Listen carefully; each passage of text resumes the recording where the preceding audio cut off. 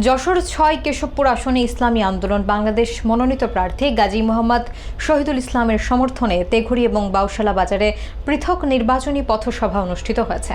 সোমবার বিকেল এবং সন্ধ্যায় আয়োজিত এসব সভায় প্রধান বক্তা হিসেবে প্রার্থী নিজেই ভোটারদের কাছে দোয়া এবং সমর্থন প্রার্থনা করেন। একটি ন্যায় এবং ইনসাফ ভিত্তিক বাংলাদেশ গড়ার প্রত্যয় নিয়ে তিনি কেশবপুরের সর্বস্তরের মানুষের পাশে থাকার অঙ্গীকার ব্যক্ত করেন। বিস্তারিত থাকছে শাওন হোসেনের প্রতিবেদনে। একাদশ জাতীয় সংসদ নির্বাচনকে সামনে রেখে যশোরের কেশবপুরে জোরে সোরে প্রচারণা শুরু করেছে ইসলামী আন্দোলন বাংলাদেশ। সংসদীয় আসন ৯০ যশোর ৬-এর হাতপাখা প্রতীকের প্রার্থী গাজী মোহাম্মদ শহীদুল ইসলামের সমর্থনে উপজেলার বিদ্যানন্দকাঠি ইউনিয়নের বিভিন্ন স্থানে পথসভা অনুষ্ঠিত হয়। সোমবার বিকেলে তেঘুড়ি বাজার এবং সন্ধ্যায় বাউশালা বাজারে আয়োজিত এসব সভায় নেতাকর্মীদের ঢল নামে।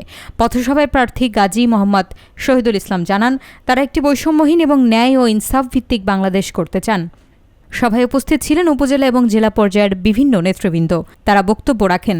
এর মধ্যে উপজেলা সাধারণ সম্পাদক ডাক্তার আব্দুল মান্নান ও সহসভাপতি মোহাম্মদ আব্দুল হালিম সহ অন্যান্যরা জানান, কেশবপুরে মানুষের নাগরিক অধিকার এবং ধর্মীয় মূল্যবোধ রক্ষায় হাতপাখার কোনো বিকল্প নেই। সভায় উপস্থিত ছিলেন যুব আন্দোলনের সভাপতি মুরাদ খান, শ্রমিক আন্দোলনের মোসলেম উদ্দিন এবং ছাত্র আন্দোলনের সভাপতি আবুল হাসান সহ বিভিন্ন স্তরের অঙ্গ সংগঠনের কর্মীরা।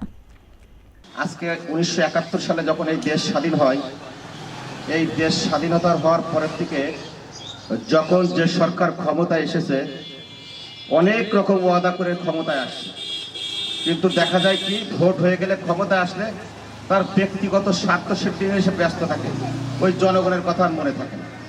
তারই ধারাবাহিকতা আজকে ইসলামী আন্দোলন বাংলাদেশের আমির সৈয়দ মুফতি মোহাম্মদ রেজাউল করিম পীর সাহেব চরমনাই ইসলাম দেশ ও মানবতার কল্যাণে আজকে যে আমরা মিশন নিয়ে মাঠে নেমেছি।